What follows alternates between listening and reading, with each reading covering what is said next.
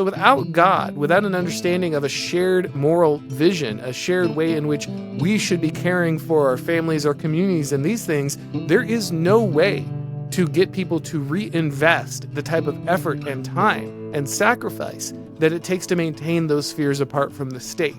And so we can't deify Caesar and still serve God in a very in a way that was very relevant in the Bible. And the same is still true with us today. We cannot deify the total state and still operate as if we are individual Christians caring for the spheres that we need to. It really has to be one or the other.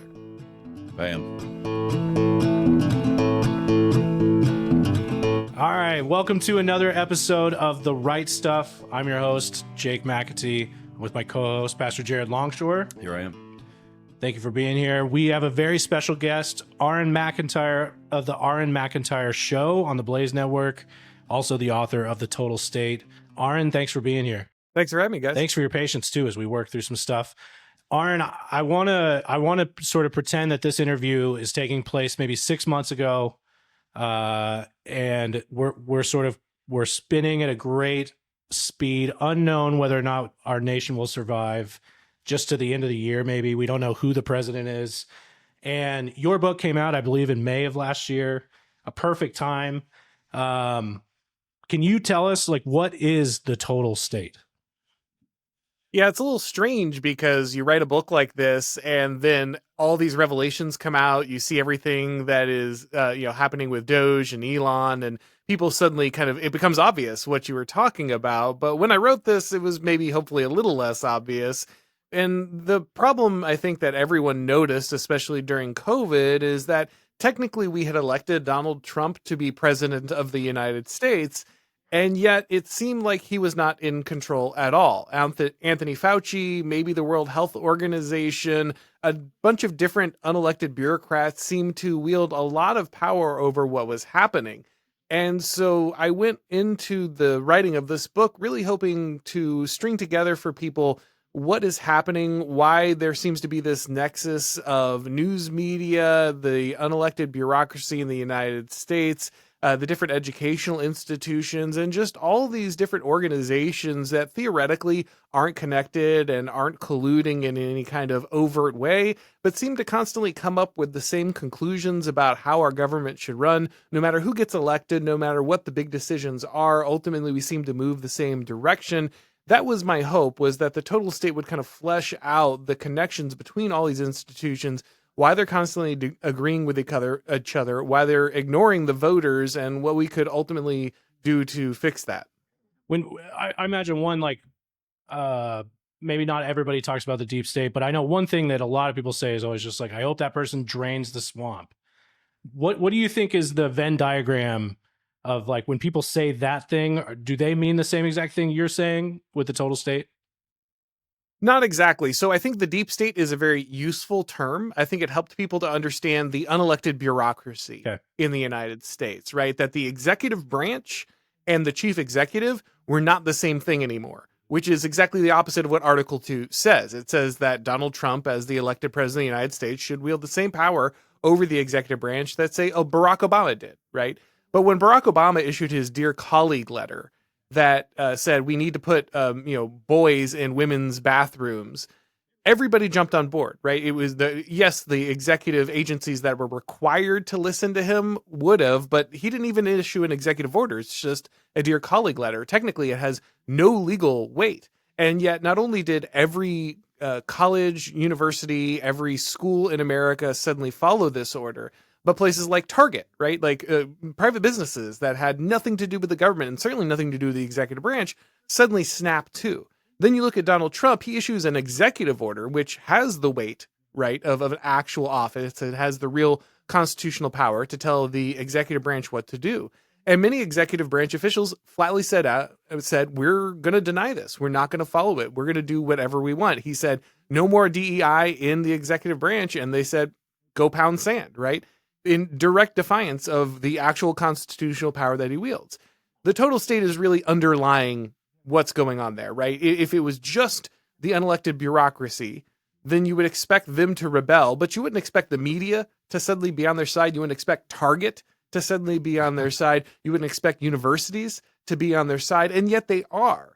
And so what is happening there? Why it's not just these unelected bureaucrats, it's an entire complex of different institutions inside the United States that seem to all agree on this issue, even though no real constitutional weight, no actual law, it forced them to do this. And so, again, I think the deep state is critical. I think it's important. And now a lot of people are recognizing this. You hear J.D. Vance, you hear Vivek Ramaswamy talking about the administrative state and the importance of dismantling it. So we're seeing this directly addressed now, which is something that was well beyond my wildest dreams when I started writing this book. But it goes well beyond that. This phenomenon extends very much beyond just the executive branch, and that's what I hope people ultimately take away from this. Now, this phenomenon you're talking about, the total state, you're saying it's not just the administrative state, it's not just the bloated bureaucracy, and it's not just our three traditional branches of government either. It's not just the executive, legislative, and judicial branch and the administrative state. You've brought in media. Is it what is the tyranny of the state that we're under if it's not just the three traditional branches and the administrative state? Well, when most people think about despotic regimes, when they think about tyranny, they think about Nazi Germany or Soviet Russia, right? We're thinking about gulags, we're thinking about jackboots, concentration camps, hard force brought against people to compel them to do what they want them to do in every way, right? In our modern total state, there's something different going on. There's still a totalitarian aspect, but the power is soft in nature. It's about social engineering. It's about manufacturing consent, right? If you have this idea that our government is legitimated by popular sovereignty, then you believe the opinion of the people is what should ultimately drive the direction that our government goes. But what we should learn from history is that we are always governed by a set of elites, whether we like that or not. And so the American understanding of popular sovereignty really means that those governing elites that want to stay in power, if they want to continue to do that in our current political formula, they need to manipulate the way that people think. You want to make sure that the people are returning you to power over and over and over again. All you have to do is look at our Congress, right? It has over a 90% incumbency rate, but it has like a 8% approval rating. That makes no sense, right? That can't possibly be true unless you understand that ultimately the interests of the leaders are to guide opinion, to shape opinion in a way that makes it feel like we are voting for things, we're agreeing to things, even though ultimately those are truly things that have been manipulated, that have been planted in our minds, that have been driving us towards that outcome on every level. And so what we see is that it's not just our unelected bureaucracy, it's not just people in Congress, this kind of thing, but that our news media, our education, our corporations, they're all sharing the same set of ideas. They're all sharing the same set of values. And this drives them towards creating a political outcome. And so even though we don't have anyone showing up at our door most of the time to beat us with a truncheon, what happens is if you disagree in public with the ruling idea, ultimately you get destroyed on Facebook, you get depersoned, you get debanked, you can't go to work anymore, you get fired, you probably aren't able to maintain a relationship, you can't get married, or you get divorced or something. There's a full-on attack over your personhood if you step out of line. We call this cancel culture, but really that's like the most benign name for what is a very nefarious social force. And we saw this happen to people over transgenderism. We saw this happen to people over COVID, censorship, firing, debanking, losing your mortgage, losing your house, getting the SWAT team called on you. Like, these are things that really happen in the United States on a regular basis to people who stepped out of line. So that's, again, one of the things I'm trying to communicate with the total state. Just because you don't have the trains taking people to the gulag doesn't mean that you don't have a totalitarian force trying to manipulate what you say, what you think, and how you behave. All right, Auron, so now we understand that the total state is not merely a matter of the deep state. It's not merely a matter of the administrative state or a bloated bureaucracy. And it's not even merely a matter of like government proper in the United States. All of that is included, but it's got something broader than that. There's this full tyranny that includes the media and manufacturing consent from the people. So if we see what that is, and we say we want to fix it, we want to get out of the situation, let's say I'm just a red-blooded American conservative, old school, classical liberal type, and I say individual rights and liberties just need to be reinstated. We need to recover these individual rights and liberties, and that's going to be able to fix our problem. Is that going to do it? Well, that's what I expected when everything first happened with COVID, right? We have the right to worship. We have the right to assemble. We have the right to freedom of speech.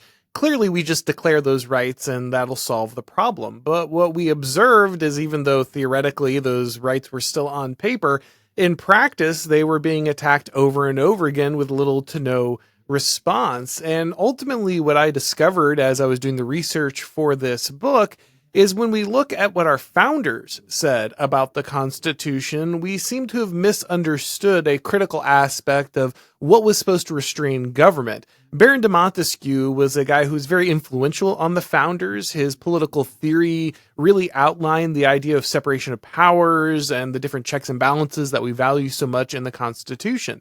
But today we think of these as kind of mechanical solutions, like the founders came up with some kind of new innovation in politics that solved this problem. We just kind of put them in place. We write them down on a sheet of paper and they protect us in perpetuity. We don't really have to worry that much about who's in charge of the government because ultimately the checks and balances are there and they solve this problem. But that wasn't Montesquieu's point. His point was that there are different social forces inside any given civilization. You have the king, of course, and you have the aristocracy, but then you also have the church, you have the family, you have the merchant class, the workers. There are all these different spheres, and their allegiances and the power that they draw come from different ways of organization. And the government can never completely intrude on any of these given spheres because they're necessary. We need the family, we need the church, we need these different institutions. And so that is ultimately what checks the power of the government. It gets represented in the branches, it gets represented in the checks and balances, but it's really that social force ultimately that ends up restraining the government. But the problem is that we've stripped away so many of those things. The church, the family, community are no longer aspects of American life. And when we did that, we lost the collective power that actually restrains the government. I mean, think about the forces that actually were successful in standing up against COVID tyranny. It was mainly churches, right? It was mainly religious institutions, things that people owed allegiance to beyond the state, that they were willing to violate the law in order to honor, that they were willing to stand united against. Now, don't get me wrong, individual rights do exist to a degree, but they can only really be protected by these opposing spheres that are inherently collective. And so we need to understand that there is a way in which we can check the power of government, we can restrain the tyranny of government, but really it only comes through our collective understanding of our rights, our traditions, our beliefs in religion that we then used together to stand up for those things. And so when we're picked off, when we're individualistic, when we're atomized, we're very easy for the total state to control. But when we are tightly entwined in very important relationships, be it family or church or community, it is much easier for us to assert our rights as Americans because we understand them as part of our collective tradition, and we can use that moral understanding and that collective belief in order to push back against the state. I think that point is lost on so many conservative Americans. Going back to Protestant political theory, this was just a hallmark of the way that they thought. Like when we're talking about organizing for civil government, it's always representation, not solely of the individual. It's a representation of these spheres that you talk about, or these corporate realities that you're discussing. And that is where the force comes from. As you mentioned, we saw that with COVID. It's such an essential part of a healthy society that you've isolated that in your book as really the place that we went wrong, the dissolution of these spheres, the dissolution of, and then the total emphasis on the individual that actually can just be, you can manufacture consent from those individuals. You can manipulate them through the media to get done whatever you want to get done. My question is, how in the world did those spheres fall apart? I mean, what went wrong with Americans in the way that they're thinking about themselves or these various collective entities? How did they dissolve? Well, that's a very multifaceted question. The answer is it came from many different directions. So one is the metaphysics of power. Power wants to centralize. It wants more and more control. We kind of all recognize that, right? The saying that power corrupts absolutely. We all kind of inherently understand that there's a desire for power to break down all opposition to it. And so we can see over and over again that when the state wants to take more control, they break down these critical spheres. Look at some of the most totalitarian governments in history. What did the Soviet Union attack? It attacked the church, and it attacked the family, right? You want the child informing on the parent. You don't want the church to have significant control over the lives, the minds, the spirits of the individual, because those are loyalties that compete with the state. So the state has an invested interest in breaking down many of those institutions, but it's much worse than that. You know, you had to fight hard to break down some of those institutions in areas like the Soviet Union. But in the United States, over time, we, like many people throughout history, recognize that these large structures could ultimately take many of the responsibilities away from us. You know, taking care of your elderly parents, taking care of your destitute niece, educating your own children, being responsible for your own safety. These are high demand things that normally the state couldn't do all of. And so that's why power continued to be concentrated in these other spheres, these other intermediate institutions between us and the state. However, as the state built more and more architecture, as it became more technologically sophisticated, as it became more financially successful, it gained the ability to take over many of these responsibilities. And so we got Social Security and Medicaid, and we got mass public education, and we got all these different programs that took over responsibilities that had existed in those social spheres. Now, to you and me, at some point, that could have felt liberating because, well, we don't have to do these duties anymore. I don't have to worry about working hard every day to take care of everyone I know. I don't have to commit all of my personal free time to building up the voluntary associations that a guy like Alexis de Tocqueville noticed were the key building blocks of American society. So it feels for a moment like we're being freed. But ultimately, that's not what's happening. Every time we give up part of that responsibility, we're also giving power to the total state. And every time the state takes over responsibilities, it gains the ability to step into our own personal decision-making and go ahead and influence what we're going to do. And so we've reached this point where both it was in the state's interest to dissolve as many of those institutions as possible, but it also felt like to the modern liberated man, like they were actually gaining freedom, not losing it, even though incrementally they were handing power over to the state at every single step. So it is both a destruction of the virtue of the population and a desire of the larger state to centralize and wear down the institutions that stand between the state and the individual. So people, man, that this fracturing of these various spheres. You mentioned family, church, state. You have collective entities within society. That's been going on for a long time now in American society. People used to think about families gathering for worship on the Lord's Day. And now you have all sorts of church practices where there's a fracturing of the family, and the family doesn't worship together on the Lord's Day, that kind of thing in the Christian church sphere. Of course, if you go back long enough, it used to be that families would go and offer one vote, and yet there's been a fracturing of that. Like, we're being conditioned in more ways than we can number to think of ourselves as isolated individuals that can then be manipulated by this total state rather than these spheres. And since that's like the key point, I'd like to shift into thinking about this crazy recent, all of the great things that are happening. All right. So Trump is president. You have Doge. You have a huge vibe shift. I am like over the moon about all sorts of things that are being done. So you just classify me as the guy that's like, you know, let's go, let's keep doing what we're doing. But I'm suspicious as to whether conservative Americans are recovering this idea of the sphere. And I wonder how much you've thought about this. Again, so we're kind of shifting from your book and then now this crazy resurgence of good conservatism and cutting back of the administrative state. What are your hopes? Like, are you in the camp of saying, "Hey, this is great. Let's just cut the administrative state down and let's keep going"? Do you see signs of a recovery of these spheres that you talk about that are so essential to getting away from the total state? Well, in the book, I kind of conclude with a solution that ultimately we have to regain virtue. We have to regain agency. We have to reinvigorate the communal spheres that we're discussing.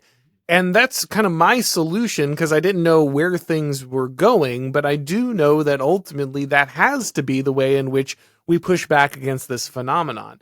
Of course, we're in a much better position than we were when I wrote the book, and I'm very happy about that. I, like you, am overjoyed about the different parts of the total state that are currently being dismantled by the Department of Government Efficiency, Elon, the different aspects of the Trump administration. I think those are great.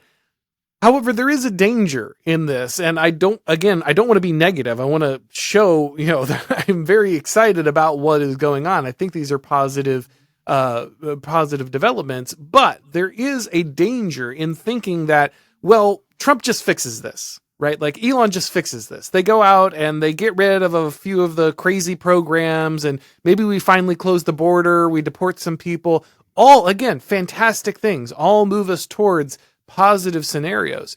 However, if we just look at this as some kind of we won the election and the government's taking care of this and we don't have to worry about it anymore, then we really, really miss the point. Then there's a failure to understand the importance of what's going on here.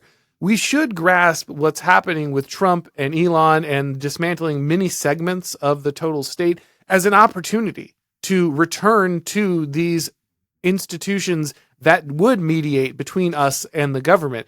We should see this as an opportunity to scale back the size of the federal government, the reach of the federal government, the reach of the total state, and reintroduce responsibility to the average person. And we're seeing some of this. Again, they're talking now about dissolving the Department of Education in a serious way. That's a huge step. Like, that's something that can devolve this power down to the states. It can give parents, more of a say in what's going on. These are all opportunities, but they're only opportunities if we take advantage of them. If we sit around and say, oh, well, we won the election, Trump's doing what I like, I don't have to worry about this anymore, then we will only be sitting around and waiting for the total state to rush back in and fill that void. The only way to defeat this enemy, the only way to take back the rights that you're talking about, the beliefs, the traditions that we have held previously, is to return to a point in which those critical social institutions are mediating between us and the state. And if we just sit around and think that a few things being dismantled solves that problem, then we're really going to miss this opportunity and we'll regret it later. I'm wondering about Richard Weaver. I don't know if you're familiar with this Ideas Have Consequences, kind of classic text, but he talks about the metaphysical dream. He was basically without some kind of concept of a unifying power above the state or above human society, everything just fractures and fragments and falls apart. That came to mind when I was reading your book. You mentioned, I think you were talking about religion's role in the establishment of the state. And I think you said somewhere, like, if you were to reference that religion is the unifying power for any state, you'd get laughed out of the political science class that you were in. But you kind of tipped your hat there to it. So I was wondering, what do you really think about that idea? Is the only way to recover these political spheres actually a return to God? I mean, America clearly had a Christian founding that's been well established. We're not only Christian, but we were Protestant in our theory. But you have these spheres that I think are derivative from an acknowledgement of a God who has established those spheres and holds them together. And apart from acknowledging him, I find it he is going to be actually the force behind the spherical force, the force. So I wonder if you just spell that out. Do you think that there's any kind of recovery of those spheres apart from recovering this God who establishes them? I apologize in advance because I'm about to go on a very nerdy diatribe, but it's the best way to explain this. So if I end up pushing my glasses against my nose several times, you'll forgive me. We're going to release an alert. Yeah. It sounds like it's going to be fun. I can't wait for this. Autism happening. Everyone prepare autism. Okay. So there's this guy, Fustel de Coulanges, and he wrote this book called The Ancient City. And it's a fantastic book for a lot of reasons, but one of the reasons is that it explains to us who are very modern people. And look, I think everyone here is a Christian. I think everyone here is very much a believer in religion and the importance and the power of God and these things. But when we look at ancient cultures, the way in which they believed in religion was just radically different than the way we do now. It was their version of what we think of as science today. It explained everything. It was the glue that held the world together. It was why everything happened, and it was why you organized your life the way that you did. And the thing that Fastel Calange really brings out in the ancient city, because he's studying the civilizations of Greece and Rome and their evolution over time, and he says that ultimately these civilizations began as deeply religious tribal civilizations, that they had ancestor worship before we think of kind of the Greek pantheon or the Roman pantheon today. But every aspect of their lives, from property rights all the way up to marriage and all these things, were entirely defined by religion. You didn't have property because it was like your individual right. You had property because that's where your ancestors were literally buried, and they had to receive sacraments in the ground where they were buried, or they would just starve for eternity. So your property rights didn't come from like some abstract understanding of legal documentation. They came from the fact that religiously you believed it was your duty to live on this land in perpetuity to care for your ancestors. Religion defined everything about rights and beliefs. And so this defined every aspect of their political organization. And over time, as the state wanted to grow in power, it needed to find a way to pull the religious emphasis on the family, on the patriarch, the jinn, the leader of the tribe. These things had to be pulled away so that the state could have more and more power. So first we see the move from the ancestor worship that tied people so closely to their land to something like the pantheon we think of today as, the gods of the city, right? But even then, the gods were only particular to the city. The city worshiped them. It wasn't some pan-Greek understanding of religion. It wasn't some pan-Roman understanding of religion. It was very specific to the city-state. And then, as they needed to grow further, they abstracted it yet again. And so this is why we see the deification of like the Caesars in Rome, right? Because the leader had to become God so that the state could become more and more powerful. And so over time, as the idea of God shifted, the idea of political organization also shifted. The locus of power shifted. So in a very real way, the theology of the people determined the political organization of the people. The state had to shift the theology in order to shift the politics. And this is, I talk about in the book about political theology, the understanding that ultimately the way that we understand our relationship with God will reflect the way in which we understand our relationship with our rulers. And so there is no way to ground the responsibility that individual spheres need to take unless you are grounding it in a duty that is shared in common, understood to something transcendent. And so without God, without an understanding of a shared moral vision, a shared way in which we should be caring for our families, our communities, and these things, there is no way to get people to reinvest the type of effort and time and sacrifice that it takes to maintain those spheres apart from the state. And so we can't deify Caesar and still serve God in a very in a way that was very relevant in the Bible. And the same is still true with us today. We cannot deify the total state and still operate as if we are individual Christians caring for the spheres that we need to. It really has to be one or the other. Bam. Auron, I have a quick question. I mean, Jared brought up the individual rights that often like conservatives reach for as they combat the total state. Do you see one of the things I enjoyed about your book was just sort of illustrating here are other ways and other things that conservatives are reaching for. And it kind of illustrates that they have no idea where they are or what year it is. So things I believe that I remember were like talking about the Constitution as if it's still, 200 years ago. What are other ways you see conservatives failing to address the moment? Well, I think in many ways, like you said, that the Constitution is a big hang-up for a lot of conservatives. Again, not that the Constitution isn't critical and not that the Constitution isn't important, but that the Constitution isn't understood in any of its context, right? We don't actually look at what the founders said or what they believe. For instance, John Adams famously said that the Constitution is for a moral and religious people, and it's inadequate to rule any other. We all love to quote that as Christians, right? Because we're like, yeah, John Adams said God, we got to have him if we're going to be a nation. But we don't think about the implications of what that means. So, for instance, what if we aren't a godly country? Well, then the Constitution can't govern us. That's not some radical statement I'm making. That's a statement the founders made, right? And so if we can't be governed by the Constitution, we need to think about what that means. What are the implications of that? We could return to virtue. I hope we return to virtue, but we might invert the understanding of where that comes from.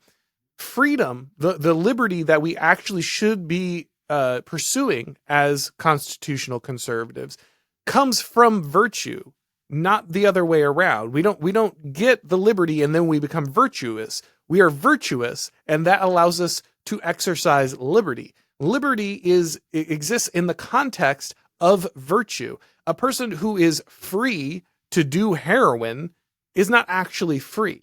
They're actually a slave. Their freedom has made them a slave. They can only become truly free. They can only exercise real liberty once they are disciplined, once they have oriented themselves towards a vision of the good. And so I think a thing that a lot of conservatives misunderstand is they conflate this kind of just laissez-faire freedom with real liberty. And liberty is ordered. It is oriented towards the good. It exists in a community. A man by himself is never experiencing true liberty. He does it in the context of his role as a father, as a husband, as a leader of the community, as a man working a job, as a man who is leading and helping those around him. That's ultimately what liberty truly is. And so I think it's very easy for people who have been trained on kind of this small government no matter what. And again, I'm generally for smaller government, but that is not a guiding principle. That is a consequence of understanding that virtuous people acting in the best interest of the community allow for a very small state to exist, because we don't need the state to step in when we are handling all of these problems for ourselves as virtuous members of the community. That's really good. I think for me, last question, someone looking at your bibliography, I imagine there are names in this list that are not often quoted or utilized. Can you talk a little bit about that? Like, who are these guys that are kind of informing where you're coming from? Did we take a jag and like these guys were lost and they were the ones, informing a lot of things that happened earlier on? Or are you just a weirdo? Or like, who is this bibliography? So it's a little bit of both. I think a number of these thinkers have been lost in the conservative milieu, but I also think that before probably about 70 years ago, many of them were very much understood. Guys like Joseph de Maistre, well-respected French theoretician, people like Bertrand de Juvenal, and I do have some more controversial people in there. Carl Schmitt, guys like Sam Francis. These were people, James Burnham is somebody who helped to found the National Review. He was there along with Buckley, but has really fallen out of favor with many of our conservative thinkers. I think ultimately a lot of people in kind of what was the newer conservative movement at the time of the 50s and 60s were a little worried about, kind of calling to what we now call reactionary thinkers, people who question some of the core ideas of the Enlightenment, or kind of these more laissez-faire ideas that we've embraced, even though they aren't really true to the founding or even I think biblical morality. And so not every one of these guys do I agree with 100%. I mean, Carl Schmitt was part of the National Socialists in Germany. He certainly made a lot of mistakes that I very much disagree with.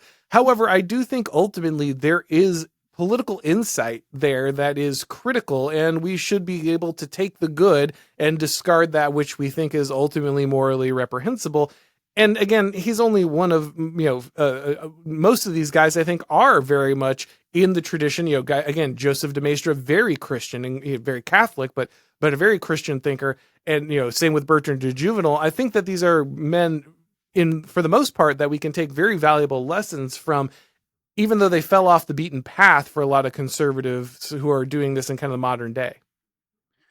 All right. One final question for me, Auron, would be, I think your book is, so you might think, you wrote this book and then you had the Trump effect, but I think your book is, say, even more pertinent now for the new right. I mean, throw out some terms. We're in a vibe shift, so it's hard to know exactly where the categories are. But let's say Up from Conservatism is a book I read. I think Claremont Institute was involved with it.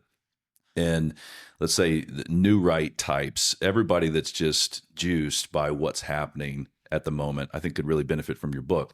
But I'm interested in your take on where that entity, the new right, we love what's going on, where they're at this moment, and what kind of things they need. So let's say you're in DC at an event, you got 3,000 folks that have gathered, and they're all of kind of the new right people. I think there was a recent magazine, was it Time, or somebody put out the thing of the new right, and it was just all the people partying. You had it just, and then Vance said, "Hey, they're making us look so cool." You know what I mean? Like that group of people are there, and you cheer on. I mean, you just dote on all the good things that are happening right now.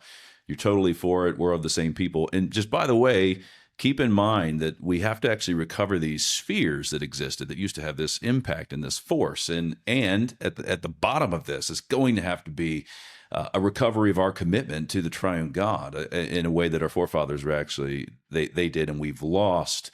And so you spell that out with all, you're kind of tailoring it to them, that kind of thing. But say you get done with that, what's the vibe in the room in your assessment? How do you think they receive that message at this moment? What kind of questions are they asking?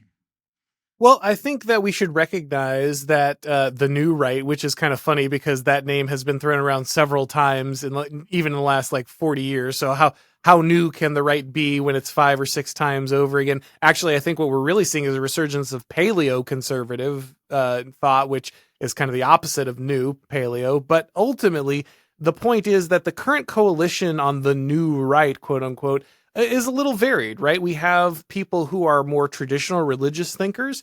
We have people who just kind of want to break out of wokeness as we've currently see it pushing on pretty much every aspect of our culture. And then we have what you could say kind of the tech bro aspect of this, like the Elon Musks and the David Sacks and the Mark Andreessens, who aren't traditional conservatives in any sense. You only have to look at Elon's personal life to recognize that, but do recognize that the left as it existed was simply never going to allow them to do big, important things, that they were looking to crush innovation, crush development, crush meritocracy.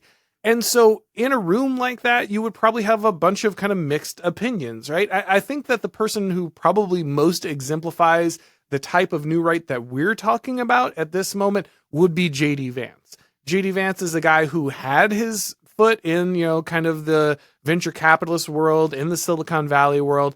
However, when he gets up to speak, you hear a lot from J.D. Vance about, look, the government needs to facilitate family formation. The government needs to honor religious foundations. The government needs to recognize that America is a people and a place and not just an idea, not just some abstract ideology.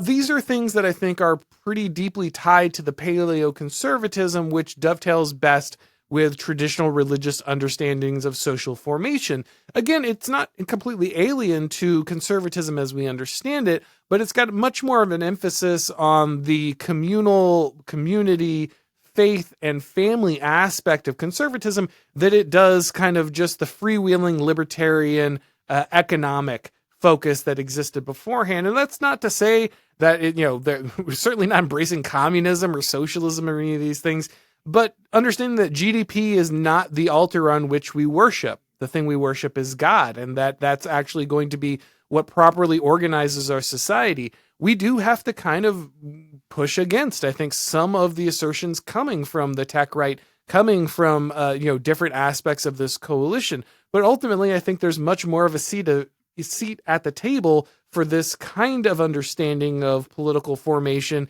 and cultural value than existed under previous incarnations of the GOP. I think guys like Mitt Romney or John McCain probably would have spouted a lot of rhetoric that sounded good to the average conservative, but would never have actually put any of that into practice, as where I think J.D. Vance is someone who's much more open to that. So the fact that a guy like him is probably lined up as the heir apparent to Trump for 4 or 8 years is a very encouraging sign. I think we're going to see advancements in that area during this administration, And God willing, we will see it continue into Vance's administration if he's allowed to do so.